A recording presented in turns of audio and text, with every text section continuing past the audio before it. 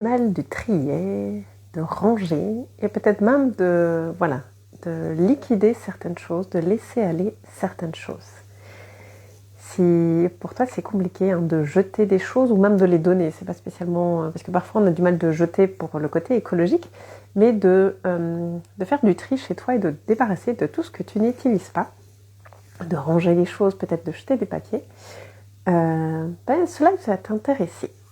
J'ai remarqué avec plusieurs personnes que j'accompagne que c'est notamment une des choses qu'elles ont parfois du mal de faire du tri, du rangement, mais surtout de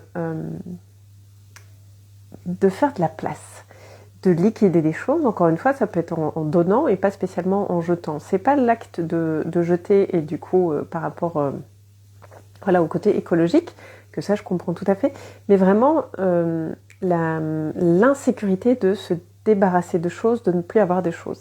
Et en discutant avec elle, j'ai remarqué qu'il y avait un trait commun avec ces différentes personnes, c'est le manque de sécurité intérieure. En fait, elles ont leur système nerveux dérégulé et du coup, elles manquent de sécurité intérieure. Et d'une manière inconsciente, en fait, elles projettent une certaine sécurité sur ces affaires qu'elles ont, que la plupart n'utilisent pas. Il y a même des personnes que j'accompagne qui m'ont déjà dit, ça fait des années que j'ai des caisses dans le garage, dans le hangar, je ne sais même plus ce qu'il y a dedans, mais par contre, impossible de les jeter. Pourquoi ? Parce que d'une certaine manière, ça les sécurise. Elles ont projeté une sécurité sur ces affaires qu'elles gardent. Et peut-être que toi aussi, tu as du mal du coup de jeter et qu'il y a toujours cette pensée de « et si ?» Et si un jour j'en avais besoin ? Et si ça pouvait m'aider ? Et si ça pouvait être utile ? Mais et si ce « et si » cachait en fait cette peur de t'en séparer parce que tu as projeté sur ces affaires ta propre sécurité. Or, la sécurité, elle vient de l'intérieur. Elle dépend... Alors, chez beaucoup de gens, elle dépend de l'extérieur. Or, la vraie sécurité, elle est intérieure. Et c'est pas toujours évident, justement. Mais je remarque, c'est justement en ayant ton système nerveux régulé que tu vas pouvoir arriver à retrouver ta sécurité intérieure et d'arrêter justement de projeter ta sécurité sur l'extérieur. Parce que l'extérieur, il est changeant. Et si du jour au lendemain tu perds tout, ça veut dire que tout s'effondre et que tu perds ta sécurité.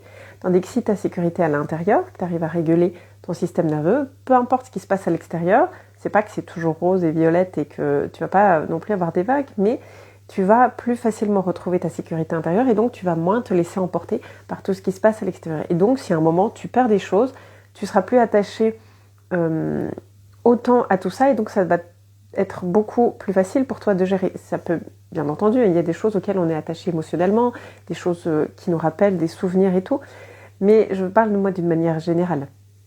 Et je le vois bien, moi ici, avec le déménagement, je fais énormément de tri et c'est ça aussi que j'ai voulu faire ce live parce que tout à l'heure, en conduisant, je me suis rendu compte d'une chose, c'est avant, j'aurais certainement eu du mal de faire autant de tri par rapport à tout ce que j'ai fait. Et aujourd'hui, je sens vraiment que j'arrive à me délester de plein de choses. Alors moi, c'est plus que je veux les mettre en vente ou les donner. C'est pas jeter par contre, parce que ça, j'aime pas. Mais par contre, je me rends bien compte qu'aujourd'hui, c'est mon but, c'est de justement faire du tri un maximum et garder les choses qui, pour moi, sont essentielles. Mais j'arrive du coup même à me séparer de meubles et de plein de choses que j'ai depuis 10 ans. Et je me suis rendu compte tout à l'heure, c'est parce que justement j'arrive à avoir cette sécurité intérieure, parce que j'ai appris à réguler mon système nerveux. Si j'avais fait ça il y a quelques années, je ne pense clairement pas que j'aurais atteint ce tri-là de tout ce que je fais, parce que je projetais ma sécurité aussi sur les choses extérieures.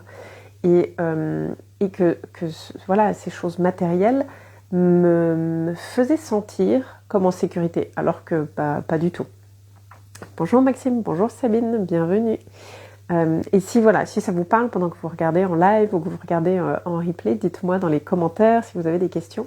Ou si vous-même vous avez du mal de trier, de jeter et que vous ressentez, peut-être que vous n'en avez pas encore conscience, que vous gardez tout ça parce que ça vous crée un sentiment de sécurité. Mais encore une fois, c'est pas une vraie sécurité. C'est un peu comme construire un château de sable, quoi. Ça peut très vite s'effondrer à la moindre occasion. Mais par contre, c'est déjà intéressant que vous en ayez conscience et que vous en preniez conscience. Là, justement, une des personnes que j'accompagne dans la discussion de cette semaine, elle a pris conscience de « Ah oui, peut-être que j'arrive pas encore à faire tous ces tris achetés » et dans son cas, c'est notamment parfois des papiers, parce que je manque de sécurité intérieure et que je projette ma sécurité sur toutes ces choses. Et après, ça peut être aussi un autre niveau. Moi, c'est vrai que j'ai un côté très créatif, donc ça m'arrive aussi parfois, moi, je peux avoir tendance à garder des choses pour le « et si », mais le « et si » créatif. Qu'est-ce que ça veut dire? C'est que parfois, moi, je vais avoir une idée, j'ai envie de réaliser quelque chose, ben, quand j'ai cette idée, j'ai envie d'avoir tout ce que j'ai besoin pour pouvoir le faire. J'ai pas envie de devoir courir les magasins, d'acheter. Donc c'est vrai que moi, parfois, je peux aussi avoir tendance à garder des choses pour le « et si », parce que je sais que j'ai ce côté créatif et que, voilà, quand j'ai une idée, ben, il me faut le matériel. Et que si je l'ai pas, j'ai pas envie d'aller l'acheter. Et puis surtout, c'est quand j'ai cet appel de créer, j'ai envie de le faire tout de suite. Et ça, je sais que je l'avais déjà enfant. D'ailleurs, ça énervait bien ma mère parce que dans la cuisine, on avait une armoire qu'on partageait ma sœur et moi. C'est une toute petite armoire, je me rappelle très bien. Et il y avait la moitié gauche pour ma sœur et la moitié droite pour moi. Et il y avait des petits tiroirs. Et moi, j'avais tendance à récupérer plein de trucs. Des ficelles sur les paquets cadeaux, des emballages, plein de choses. Mais parce que je savais qu'un jour, j'allais les utiliser. Je savais pas encore quand je le gardais pourquoi je stockais ça, mais du coup moi de mon côté c'est vrai qu'il y avait pas mal de trucs, pourtant c'était vraiment une petite armoire, hein, pas mal de trucs de récupération, mais c'est surtout que j'avais une très bonne mémoire et ça je sais, ma mère elle le dit, c'est qu'elle elle est plutôt par contre à trier et à éliminer tout ce qu'on n'a pas besoin de garder, et que de temps en temps quand j'étais enfant ça l'énervait que je garde plein de choses et donc elle allait jeter de temps en temps des trucs, sauf que elle s'est très vite rendue compte que j'avais une très bonne mémoire et que ça pouvait arriver que genre 2 mois plus tard, j'ouvrais l'armoire parce que hop, j'avais un élan créatif et je voulais faire quelque chose et je me rappelais que dans l'armoire, j'avais mis, je sais pas moi, un bout de tissu, une ficelle et je sais pas quoi, et que c'est justement ça qu'il me fallait pour créer ce que j'avais en tête. Donc j'ouvrais l'armoire toute motivée et puis déception parce que ma mère était passée par là et il y avait plus ce que je voulais. Et à force de lui dire non mais il y avait ça, il était là, et je savais très bien dire où c'était rangé et tout, elle a quand même fini par arrêter de jeter les trucs parce qu'elle s'est rendue compte sinon que je l'engueulais parce que je pouvais pas... pour moi c'était mon armoire, et surtout elle s'est rendue compte que j'avais une très très bonne mémoire et donc pas moyen de jeter des choses en catimini. Mais du coup voilà, là c'est pour montrer peut-être parfois la différence, c'est qu'on peut avoir cet élan créatif qui fait qu'on a tendance à garder des choses mais pas parce qu'on projette la sécurité sur ces choses, mais parce que on sait que quand on a cet élan créatif, on veut le faire tout de suite. On veut satisfaire notre élan qui est là, et souvent pour des choses créatives, on a besoin de matériel. Ça peut être des pots en verre, des ficelles, enfin ça peut être plein de choses. Donc ça peut aussi arriver. Mais alors on va logiquement le sentir à l'intérieur. C'est-à-dire que si demain ça disparaissait, c'est plus que c'est embêtant parce que voilà, si on veut créer, on n'aura pas et il faut soit refaire un stock ou aller acheter. Mais par contre, on va pas se sentir l'effondrement intérieur que si on projette notre sécurité sur les choses. C'est si on imagine que demain on perd tout ça, c'est qu'on va vraiment se sentir très mal à l'intérieur et qu'on va sentir vraiment ce manque de sécurité. Salut Michel!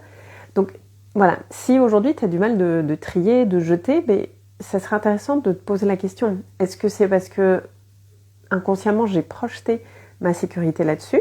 Et si oui, tiens, ça serait du coup, première étape, c'est d'en prendre conscience et puis de se dire, ok, là, c'est important que je vienne construire ma sécurité intérieure de manière solide et du coup, notamment de réguler ton système nerveux. Si c'est parce que tu gardes, encore une fois, pour le côté créatif et que tu sais que c'est parce que tu as vraiment une imagination, une créativité débordante et que tu sais que ça peut te prendre par surprise et que tout d'un coup tu as envie de créer, là c'est différent. Mais alors logiquement tu vas le sentir vraiment à l'intérieur de toi et tu peux te poser la question. Si demain, dans les choses que tu as du mal de jeter, si demain ça disparaissait, tu peux te dire oui mais pourquoi, je sais pas, c'est peut-être un peu violent ce que je veux dire, mais demain il y a un incendie et du coup ça disparaît, est-ce que ça va m'affecter ou pas? Après, bien sûr, si on vit tous un incendie chez soi, bien sûr que ça va venir nous prendre parce que c'est notre lieu, c'est notre habitat, c'est là où on se sent aussi bien, mais plus dans le sens de, ok, imaginons que demain ça disparaît, comment je me sens? Ça va te donner une idée. Et encore une fois, moi je le vois bien avec tout ce déménagement et tout ce tri, à quel point voilà, ça nous permet de vraiment de nous délester plein de choses, parce qu'en plus souvent on a tendance à accumuler des choses, mais aussi au travers des années, on change d'identité, on change... enfin voilà, moi j'ai été ingénieure, puis j'ai traversé un burn-out, puis après oui, je me suis reconvertie, mais tout ça fait que j'ai changé d'identité, et qu'il y a des choses qui datent d'avant le burn-out ou même de la période où j'étais ingénieure qui me correspondent plus à qui je suis aujourd'hui. Et donc c'est même presque libérateur de s'en libérer et voilà, de les vendre, de les donner et de ne plus les avoir. Or, si ma sécurité dépendait de ça, en fait, je ne pourrais pas faire ça et donc je ne pourrais pas non plus laisser de la place à des nouvelles choses. Or, c'est en faisant de la place qu'après le renouveau peut aussi arriver. Bonjour Elsa, bienvenue. Et donc voilà, c'est des petites questions que tu peux te poser quand tu vois que tu as du mal de trier, ou si justement tu te dis, là j'aimerais bien moi trier des choses chez moi. Voilà, du coup, revenir à soi, sécurité intérieure, réguler ton système nerveux. Et si tu veux aller plus loin parce que tu te dis, ouais, très bien, mais comment je fais ? Appelle-moi ou écris-moi. Et c'est notamment une des choses que moi je peux t'accompagner, de retrouver ta sécurité intérieure et de réguler ton système nerveux. Voilà. Et je te souhaite une belle fin de journée.